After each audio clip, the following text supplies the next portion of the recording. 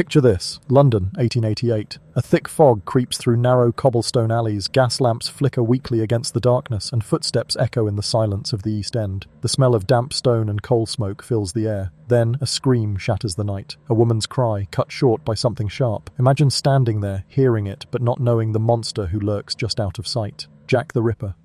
A name that has haunted the streets of London for more than a century. Between August and November of 1888, the East End district of Whitechapel became the hunting ground of an unknown killer whose brutality shocked the world. 5 women, Mary Ann Nichols, Annie Chapman, Elizabeth Stride, Catherine Eddowes, and Mary Jane Kelly, are remembered as his canonical victims, though some say there may have been more. What made these crimes so terrifying was not only the savage violence inflicted upon women who were already marginalized and vulnerable, but also the fact that the murderer was never caught. To this day, Jack the Ripper's identity remains one of history's darkest mysteries, sparking countless theories, investigations, and debates. But beyond the sensationalism lies a chilling reality. Real lives lost, real fear spread, and a society forced to confront the shadows in its own streets. This is their story. Where are you watching from, and what time is it right now? Drop it in the comments. And if you enjoy dark history stories like this, make sure to subscribe to the channel, hit the like button, and share your thoughts below. The year was 1888, and Whitechapel was a place of shadows. Poverty gripped every corner, families of 10 crammed into one-room lodgings, the stench of refuse and unwashed bodies thick in the air. The East End was known for its crime, its brothels, its drunken brawls. It was a world where survival often meant desperation, and despair time made people vulnerable. It is here, in this maze of crooked streets and endless misery, that Jack the Ripper began his reign of terror. Mary Ann Nichols, known to friends as Polly, was the first victim. On the morning of August 31st, her lifeless body was discovered in Bucks Row. Her throat had been slashed, her body mutilated in a way that left police horrified. Imagine the shock of the constable who stumbled upon her in the dim light, the silence of the street broken only by the sound of his whistle as he called for help. This was no ordinary murder, it was something far more sinister, and it was only the beginning. Just over a week later, on September 8th, the body of Annie Chapman was found in the backyard of a house on Hanbury Street. Her injuries were even more gruesome, suggesting not only violence but also a disturbing precision. Whoever the killer was, he seemed to know anatomy, cutting with a skill that was chillingly deliberate. The newspapers exploded with headlines dubbing the mysterious murderer Jack the Ripper after a taunting letter sent to the press. Panic spread like wildfire. Imagine living there, in those slums, hearing the whispers in the taverns, feeling the fear as night fell and women clutched their shawls tighter. Mothers warned their daughters not to walk alone, yet poverty forced many back onto the streets, where danger awaited in the shadows. By the end of September, the terror reached a new peak. In the early hours of September 30th, 2 more women were attacked on the same night, Elizabeth Stride and Catherine Eddowes. Stride's throat was cut, but her body was left without the mutilation seen in the previous killings, leading some to believe the Ripper was interrupted. Less than an hour later, Eddowes was found in Mitre Square, her body brutally mutilated in ways that shocked even seasoned detectives. 2 murders in one night. London had never seen such horror. People spoke of a demon roaming the streets, a monster who killed not just to silence but to desecrate. The final victim, Mary Jane Kelly, was discovered on November 9th inside her small room in Miller's Court. Her murder was the most savage of all, the walls themselves painted with her blood.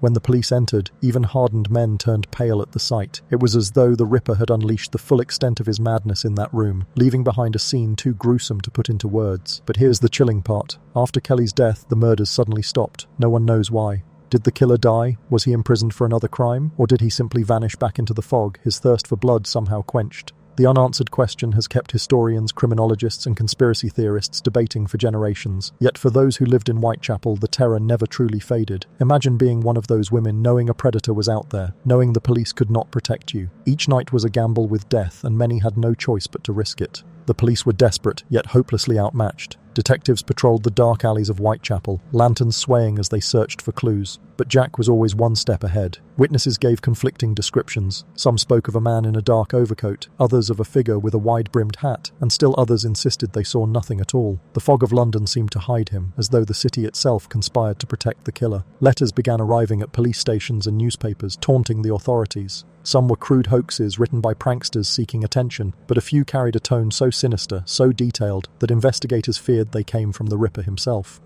One, signed "From Hell," was delivered with half of a human kidney preserved in a box. Imagine being the officer who opened that package, realizing it was no joke, but a macabre Every trophy taken from a victim's body, fear gripped the city not just because of the murders but because the killer seemed to be laughing at the very people tasked with stopping him. And the press fueled the hysteria. Newspapers printed sensational headlines, spreading panic across London. Each new murder meant higher sales, and editors were eager to paint Jack the Ripper as a phantom, a monster who struck without warning. The public devoured every gruesome detail, but beneath the headlines lay a darker truth. The victims were real women, each with a name, a story, and a life cut brutally short. Mary Ann Nichols had struggled with poverty and alcoholism, yet she remained hopeful of finding work and stability. Annie Chapman battled illness and hardship, clinging to small comforts in her final days. Elizabeth Stride was known as kind and cheerful, despite the hardships she endured. Catherine Eddowes was a mother and a storyteller, loved for her humour even in desperate times. And Mary Jane Kelly, the youngest, dreamed of leaving the streets behind to start a new life. Their humanity was often overshadowed by the sensationalism, but they were the heart of the tragedy. These were not faceless victims. They were women abandoned by society, left vulnerable to a predator who saw them as prey. Investigators scrambled for suspects. Some believed Jack the Ripper was a butcher or a surgeon, someone familiar with knives and anatomy. Others suspected a foreign immigrant, reflecting the xenophobia simmering in London's slums. At one point, even respected doctors and members of high society were whispered about as possible killers. Theories ran wild: a jealous husband, a deranged lunatic, even a member of the royal family. Imagine living in Whitechapel during this frenzy, never knowing if the man walking past you in the fog might be the Ripper himself. Every shadow became a threat. Very stranger a suspect. Yet despite the arrests, interrogations, and endless speculation, the murders continued, and the killer remained untouchable. The case also exposed the failures of Victorian society. The East End had long been neglected, its people ignored by politicians and the wealthy elite. The murders forced the world to look at Whitechapel and its suffering, but only through the lens of fear. Instead of compassion, many outsiders blamed the victims themselves, dismissing them as immoral women. But here's the chilling part. This attitude allowed the killer to thrive. Because the lives of poor women were considered less valuable, the urgency to protect them was diminished. Jack the Ripper did not just exploit the darkness of the streets, he exploited the darkness of human prejudice. Modern criminologists often call Jack the Ripper the first media serial killer because his crimes were magnified by the press and consumed by a terrified public. Some even argue that the media frenzy created the legend more than the murders themselves, and yet the brutality of the crimes cannot be denied. Imagine the coroner's reports, carefully cataloguing each horrific wound, men in stiff collars and top hats standing in morgues unable to comprehend the savagery they were witnessing. The contrast between Victorian order and the chaos of the killings made the crimes even more disturbing. For weeks, London existed in a state of paralysis. Women avoided the streets after dark, neighbours locked their doors earlier each night, and constables doubled their patrols. But nothing stopped Jack. Each murder was more audacious, each escape more humiliating for the police. And then, as suddenly as the killings began, they ceased. After the murder of Mary Jane Kelly, the trail went cold. No more bodies appeared. The fog swallowed the Ripper, and the city was left with nothing but unanswered questions. Was he dead? Had he been locked away for another crime? Or had he simply grown tired, moving on to another place, another set of victims? And the silence was almost as haunting as the screams had been.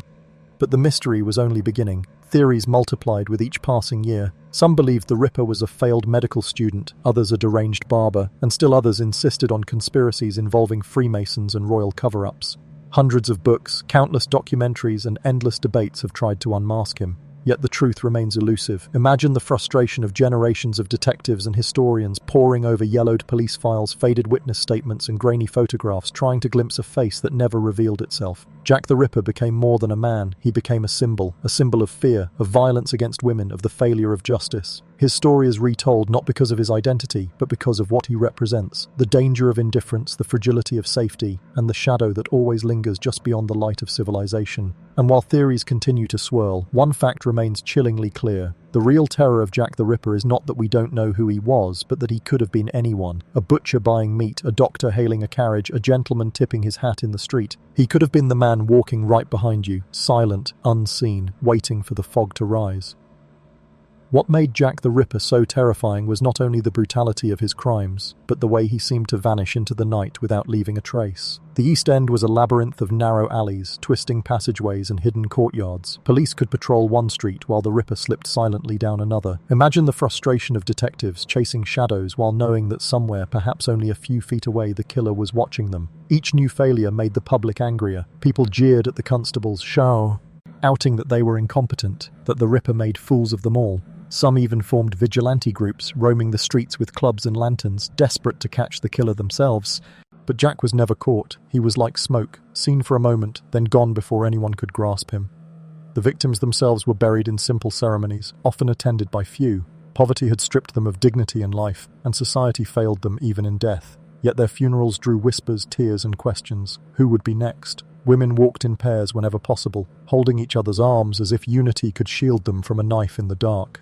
Parents warned their daughters. Husbands begged their wives to avoid the streets, but hunger forced many back into the alleys at night. Work was scarce, and survival demanded risk.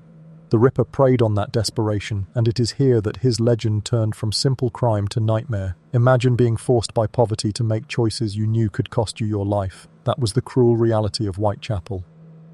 Experts studying the case today often highlight this grim social backdrop. The Ripper thrived not just because he was cunning, but because the system had abandoned those most at risk.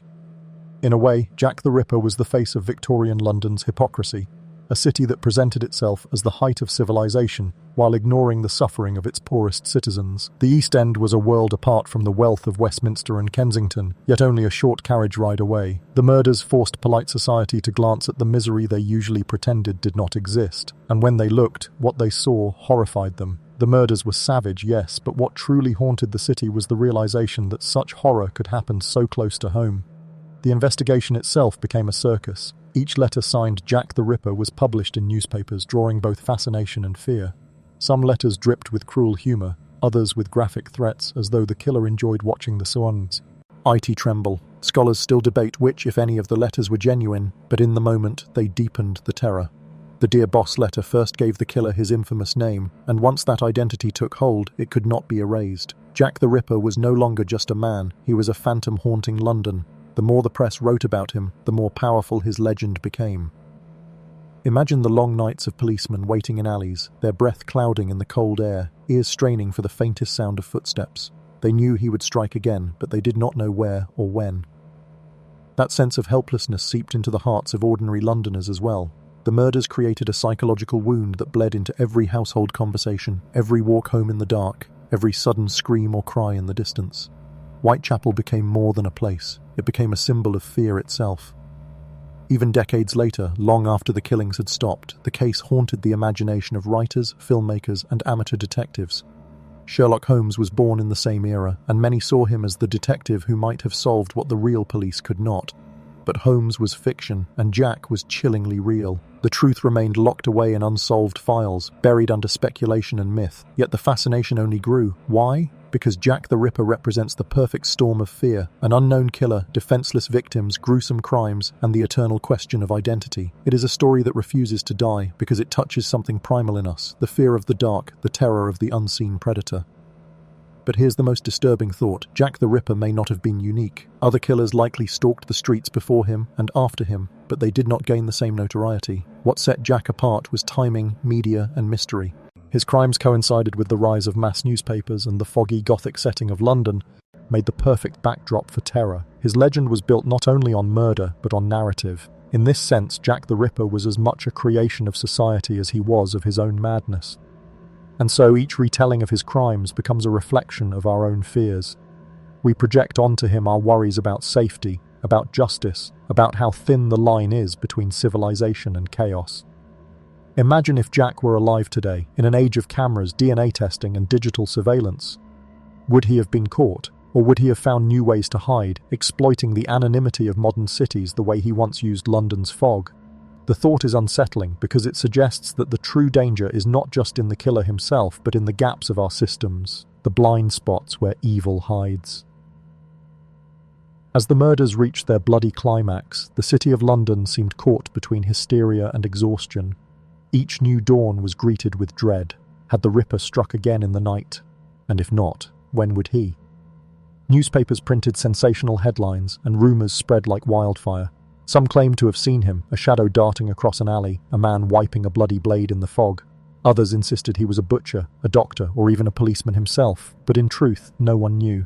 And perhaps that uncertainty was the greatest horror of all. For as long as Jack the Ripper remained nameless, he could be anyone. He could be the man you passed on the street. He could be the neighbour who tipped his hat in greeting. He could even be the stranger walking a few paces behind you in the dark. The killings eventually stopped as suddenly as they had begun. Mary Jane Kelly was the last canonical victim, her death the most brutal of all, and then silence. Weeks passed, then months. The city held its breath, waiting for the knife to strike again, but the Ripper was gone.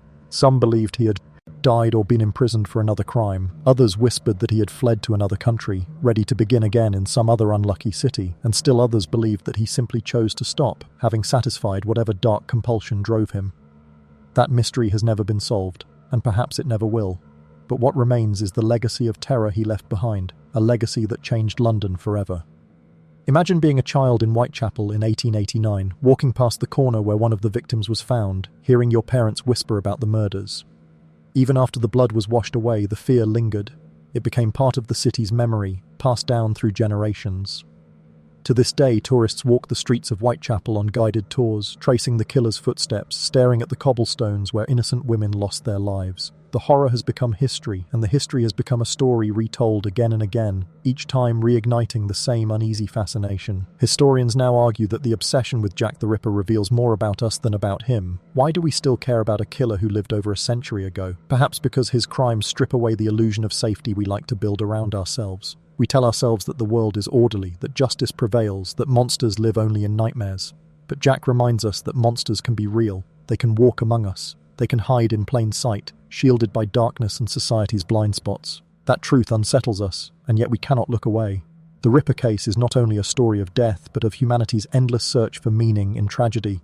And here's the chilling part. Modern criminologists still study the case to understand serial killers today. Jack was not the first, but he became the blueprint for what we now recognize as the serial killer profile. A predator who kills not out of passion or revenge, but compulsion. The psychological darkness he represents continues to echo through the decades, reminding us that evil is not bound by time. Think about that for a moment. More than 100 years later, his shadow still falls across the streets of London. That is the true power of his legend.